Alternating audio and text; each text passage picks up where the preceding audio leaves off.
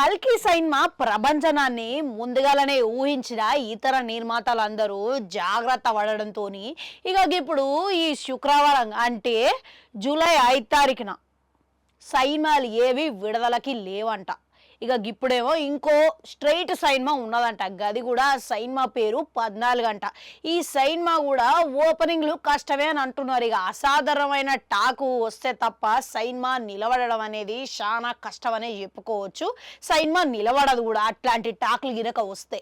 ఇక బాలీవుడ్లో కూడా ఇదే పరిస్థితి ఉన్నదంట. బాలీవుడ్లో ఇంకో సినిమా థ్రిల్లర్ సినిమా కూడా విడుదల చేయబోతున్నారంట. ఇక అందుకే ఇప్పుడు బజ్ లేదు కాబట్టి ముందుగానే 4-5 రోజుల ముందుగానే క్రిటిక్స్ అందరికి స్పెషల్ షోలు వేసినా గానీ ఇక ఆ ప్రభావం ఏవి ఇప్పుడు ఓపెనింగ్స్ ల మీద కూడా లేవంట. గందుకే ఇప్పుడు కల్కి చూసేటోళ్ళకి మాత్రం థియేటర్ పరంగా ఆప్షన్ లేదు కానీ ఓటీటీ పరంగా అయితే ఆప్షన్లు ఉన్నాయని చెప్పుకోవచ్చు. ఇక అందులో ప్రధానంగా విపరీతమైన అంచనాలకి మించిపోతున్న ఒక సిరీస్ అయితే ఇప్పుడు ప్రేక్షకులు మస్తుగా ఎదురు చూస్తున్నారని చెప్పొచ్చు. గది తొందరలోనే విడుదల కాబోతున్నదంట. ఇక ఆ సిరీస్ పేరేందో ఎరకనా, మిర్జాపూర్ 3 అంట. మిర్జాపూర్ 3వ సీజన్ వస్తున్నదంట. ఇక ఇప్పటికే హింస ఇక నోటికొచ్చినట్టు బూతులు ఉన్నాయని ఇప్పటికే చాలా కమెంట్స్ విమర్శలు వచ్చినప్పటికీ ఇక నిర్మాతలు గిట్లాంటివి ఏం పట్టించుకోకుండా డోసు కాస్త అంతకంతకు పెంచుకుంటూ పోతున్నారు. గందుకే ఈ సిరీస్కి ఇప్పటి వరకు ఒక కల్ట్ ఫాలోయింగ్ అనేది ఏర్పడిపోయింది.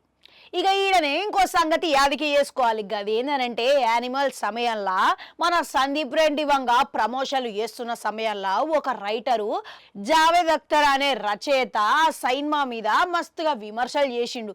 ఇప్పుడు ఇక ఆ సినిమా మీద విమర్శలు చేసినందుకు గాను సందీప్ రెడ్డి వంగ ఏమని బదులిచ్చిండు తెలుసా?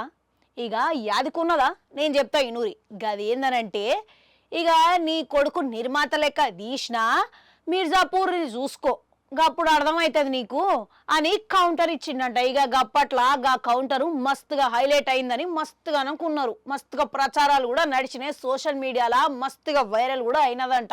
ఇక ఎందుకనంటే గంత వైలెంట్గా ఉంటుందని అర్థమైపోతున్నది. ఇక ఈ సిరీస్ చూసిన వాళ్ళందరూ గంత అభిమానులు అయ్యారంటే ఇక ఏ విధంగా ఉన్నదో కంటెంట్ అనేది తెలుసుకోవాలి. ఇక ఒక ఊరిలా మాఫియా సామ్రాజ్యం ఏలుతున్న ఒక కుటుంబం మధ్య జరిగే రాజకీయాల చుట్టూ ఈ కథ నడుస్తుందంట.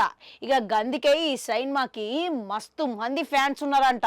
ఇక ఆ బూతులున్నా ఏమున్నా కానీ పట్టించుకోకుండా చూస్తున్నారంటే కంటెంట్ బలమైనదని అర్థం చేసుకోవాలి. ఇక ఇప్పుడు ప్రభాస్ విజయం తర్వాత కొత్త ఎంటర్టైన్మెంట్ ఏదైనా ఎదురు చూస్తున్నారంటే అభిమానులు ఇదే ఫస్ట్ ఆప్షన్ లెక్క పెట్టుకున్నారని చెప్పుకోవచ్చు. ఇక మళ్ళా మీలో ఎంతమంది మిర్జాపూర్ సీజన్ 3 కోసం ఎదురు చూస్తున్నారు అనేది కామెంట్లలో కమెంట్ పెట్టుర్రి. గట్లనే అడగంటుంటే అది కూడా నొక్కరి మళ్ళీ వస్తా.